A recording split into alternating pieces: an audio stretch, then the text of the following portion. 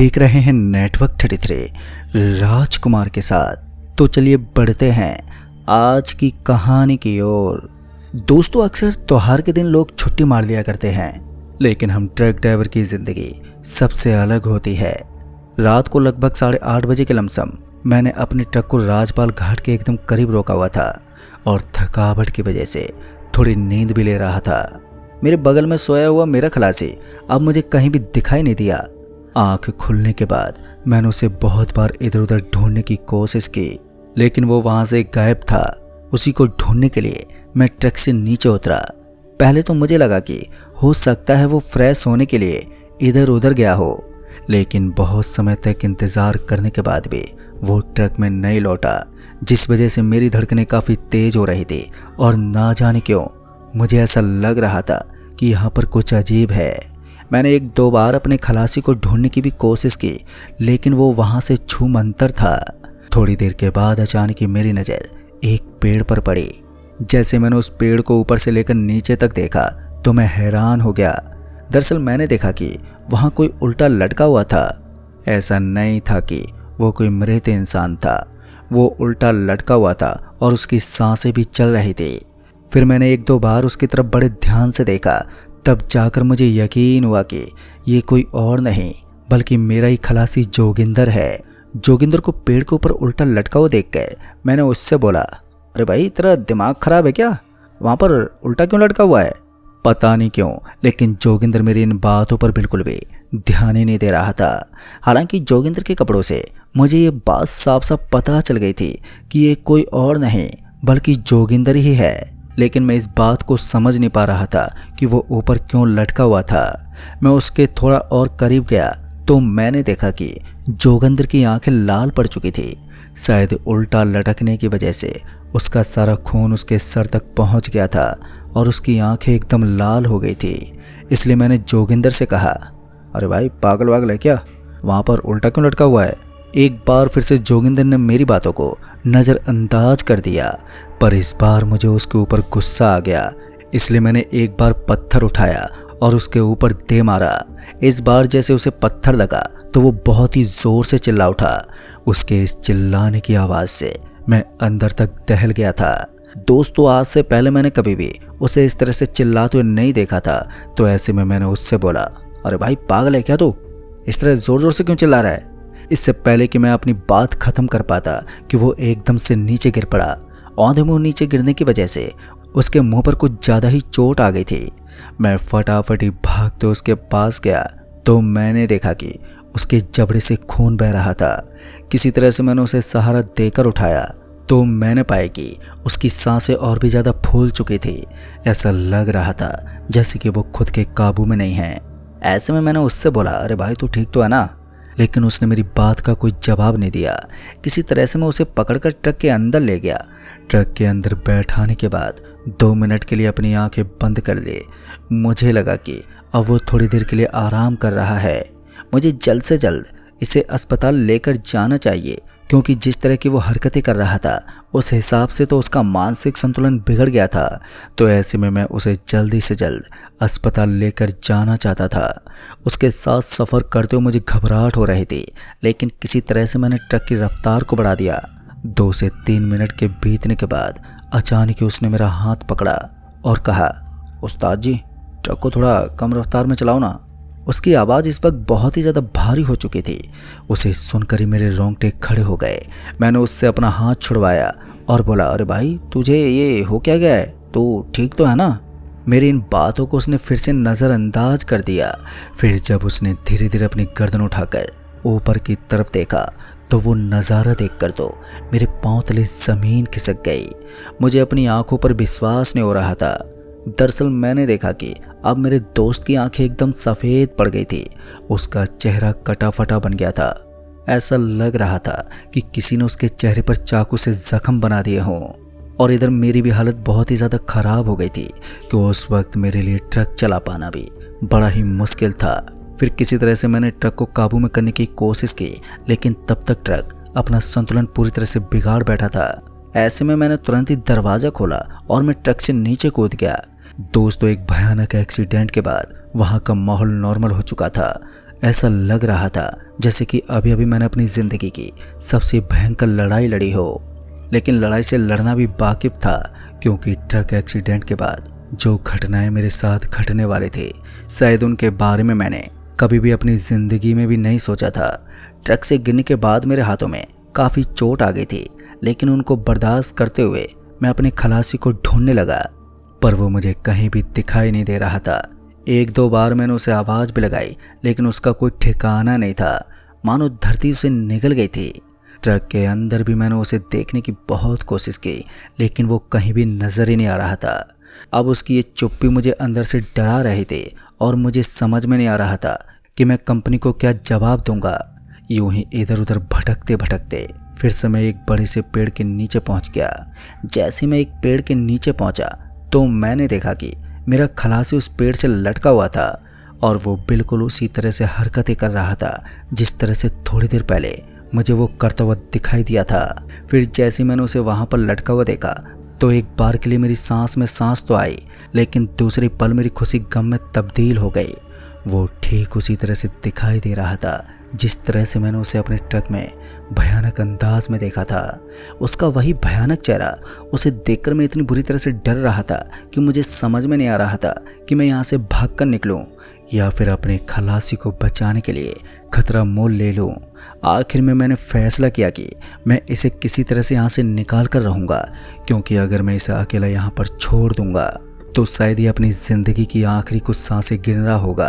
ऐसे में मेरा यही फैसला रहा कि मुझे किसी भी तरह से इसको अस्पताल तक पहुंचाना था, क्योंकि मेरा खलासी ऐसी हरकतें कर रहा था मानो वो कोई आदमखोर जानवर बन गया हो। हालांकि मैं इस बात पर विश्वास करने लगा था कि इसके ऊपर किसी ऊपरी शक्ति का साया है, लेकिन इसके बावजूद उसे उसकी मंजिल तक पहुंचाना मेरा काम था। दोस्तों, अगर मैं उसे यूं ही बीच मझधार में छोड़ देता तो शायद उसका जिम्मेदार मैं ही होता। ऐसे में मुझे किसी भी हालत में उसे या तो डॉक्टर के पास छोड़ना था या फिर किसी ऐसे शख्स के पास जो उसकी ऊपरी शक्ति का इलाज कर सके। फिर बहुत देर तक मैं यूं ही उलझन में रहा और उसे वहां से ले जाने की कोशिश भी की, लेकिन उसकी वही हरकतें बार बार मुझे परेशान कर देती। पता नहीं क्यों, लेकिन अब तो मुझे उसके पास जाने से भी डर लग रहा था। फिर आखिर में मैंने सोचा कि अब मुझे यहाँ किसी गाड़ी के आने का वेट करना होगा। मेरी ट्रक तो वैसे भी अब टूटकर कचूमर बन चुकी थी, तो ऐसे में अब कोई गाड़ी वाला ही मेरी मदद कर सकता था। मैं सड़क के ऊपर खड़ा खड़ा बस यही सोच रहा था कि जल्दी से जल्दी कोई गाड़ी वाला पहुँचे और मुझे आगे तक छोड़ दे। फिर बहुत देर तक इंतज़ार करने के बाद एक गाड़ी आती हुई नज़र आई। उस गाड़ी को देखकर एक बार के लिए मेरी जान में जान आ गई, लेकिन जैसे ही मैंने उस गाड़ी के सामने हाथ दिखाया तो गाड़ी वाले ने कार की रफ्तार को और भी तेज कर दिया और वो वहाँ से बहुत ही तेज रफ्तार से निकल गया। इसका मतलब साफ था कि ये इलाका उतना सेफ नहीं था जितना मैंने सोचा था। और अब तो मैं खुद को ही कोस रहा था, क्योंकि ये इलाका सच में बहुत ही ज़्यादा डरावना था। शायद मुझे यहाँ पर रुककर आराम नहीं करना चाहिए था। अगर मैं यहाँ रुककर आराम नहीं करता तो अब तक इस भयानक इलाके से बाहर निकल गया होता। इधर मेरे खलासी की भी हरकतें उसी तरह से जारी थी। एक बार फिर से मुझे किसी गाड़ी के आने की फिर से आवाज़ सुनाई दी, पर अब की बार जैसी मैंने सुना कि कोई गाड़ी आ रही है तो मैं सड़क के बीच में खड़ा होकर उसी गाड़ी वाले से लिफ्ट मांगने की कोशिश करने लगा। पर इस बार शायद कोई भला आदमी था जिसने गाड़ी को ले जाकर मेरे बगल में खड़ा कर दिया, और जैसे गाड़ी मेरे बगल में रुकी तो मैं भागते उसके पास पहुंचा और बोल पड़ा, भाई साहब मेरी मदद कर दो। मैं हकलाते हुए बोल रहा था तो शायद वो आदमी भी समझ गया कि मैं बहुत ही बड़ी मुसीबत में हूँ। पहले तो उस आदमी ने मेरी बातों को नकार दिया, फिर उसके बाद उसने बोला, मैं तुम्हें आगे तक छोड़ सकता हूँ, लेकिन उसके बदले में तुम्हें भी मुझे कुछ पैसे देने होंगे। उसकी बात सुनकर मैंने हामी भर दी और उसके बाद किसी तरह से मैंने अपने खलासी को गाड़ी में बैठा लिया। उस गाड़ी में बैठते वक्त मुझे बहुत डर लग रहा था, लेकिन जैसे ही गाड़ी आगे बढ़ने लगी तो उसकी हरकतें फिर से वही भयानक अंदाज में पहुंच गई। मैं गाड़ी में भी उससे दूरी बनाकर बैठा हुआ था। गाड़ी का ड्राइवर पता नहीं क्यों, लेकिन इस चीज़ से बिल्कुल भी नहीं घबरा रहा था। ऐसा लग रहा था कि उसे तो इस चीज़ की जैसे आदत पड़ गई हो। मैंने उस ड्राइवर से बोला, भाई साहब मेरे दोस्त परेशान कर रहा है और आपको बिल्कुल भी फ़र्क नहीं पड़ रहा है। मेरी बात सुनकर उसने हंसते हुए बोला, इसमें फ़र्क पड़ने वाली कौन सी बात है, ये तो मेरे रात दिन का काम है। इतना कहकर वो गाड़ी का ड्राइवर मुस्कुराने लगा। मैं सच कहूँ तो अब उस गाड़ी के ड्राइवर के अंदर भी मुझे कोई शैतान सा दिखाई दे रहा था। ऐसा लग रहा था कि मैं शैतानों की बस्ती के बीच में फंस गया हूँ, जहाँ एक तरफ कुआं और दूसरी तरफ खाई हो। तभी उस ड्राइवर ने हल्की सी आवाज में बोला, तुम चिंता मत करो, मैं तुम दोनों को सही सलामत तुम दोनों की आखिरी सांसें तक पहुंचा दूंगा। और इतना बोलकर उसने अपनी गर्दन को पूरा का पूरा पीछे की तरफ घुमा दिया। अब ये देखकर मेरा पूरा शरीर बर्फ की तरह ठंडा पड़ गया था। मुझे अपनी आंखों पर विश्वास नहीं हो रहा था। और अभी अभी जो आदमी मुझे लिफ्ट देने के पैसे मांग रहा था वो एक हैवान था। फिर उसके बाद मैंने उस आदमी को बोला, कौन हो तुम और हमें कहाँ लेकर जा रहे हो? इतने में ही उसने अपनी गाड़ी को एक कच्चे रास्ते की तरफ मोड़ दिया। दरअसल वो रास्ता बहुत ही कच्चा और छोटा लग रहा था। उसके अंदर गाड़ी चल पाना भी मुश्किल था, लेकिन उसने गाड़ी को इस कदर उस रास्ते के अंदर घुसेड़ा था जैसे कि वो जंगल में गाड़ी चला रहा हो। वो रास्ता जैसे जैसे पार करता जा रहा था तो वैसे वैसे मुझे वहाँ की चीज़ें बहुत ही भयानक लग रही थी। वहाँ के लंबे लंबे पेड़ पौधे अजीबोगरीब दृश्य दिखा रहे थे। फिर इसी बीच वो गाड़ी को एक सुनसान इलाके में लेकर पहुँच गया। एक ऐसा इलाका जहाँ चारों तरफ विशाल बरगद के पेड़ थे और उनके ऊपर बहुत सारे आदमी उल्टे लटके हुए थे। अब ये बिल्कुल उसी तरह की हरकतें कर रहे थे जिस तरह की हरकतें मेरा दोस्त करता था। पता नहीं क्यों, लेकिन जैसे ही गाड़ी उस इलाके में पहुंची तो मेरे दोस्त की अकल ठिकाने लगने लगी थी। ऐसा लग रहा था कि अब धीरे धीरे वो सही हो रहा है। महज 10 से 15 मिनट बीतने के बाद उसके अंदर का शैतान शायद एकदम से निकल गया और वो एकदम से नॉर्मल हो गया। फिर उसने बोला, अरे उस्ताद जी, हम कहाँ पर आ गए?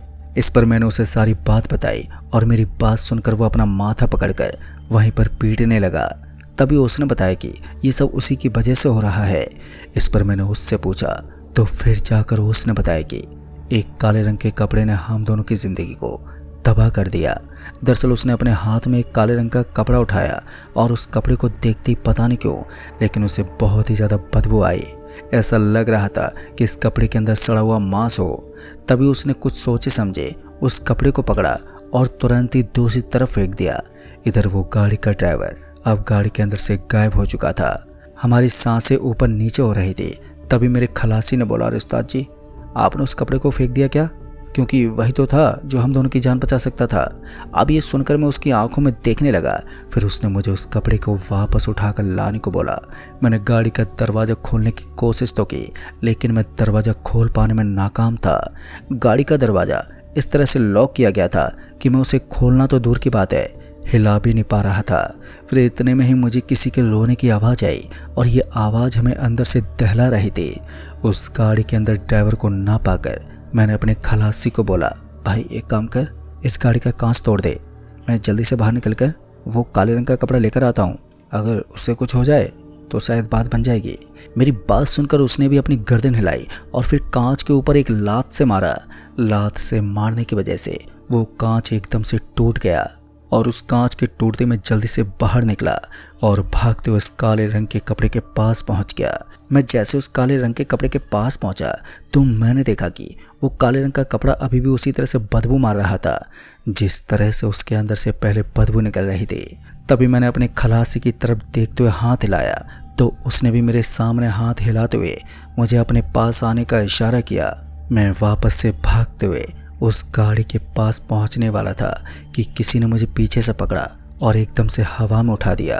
मैं लगभग ज़मीन से 5 फुट हवा में उड़ गया था और ये दृश्य मेरे साथ मेरे खलासी के लिए दिल दहला देने वाला था।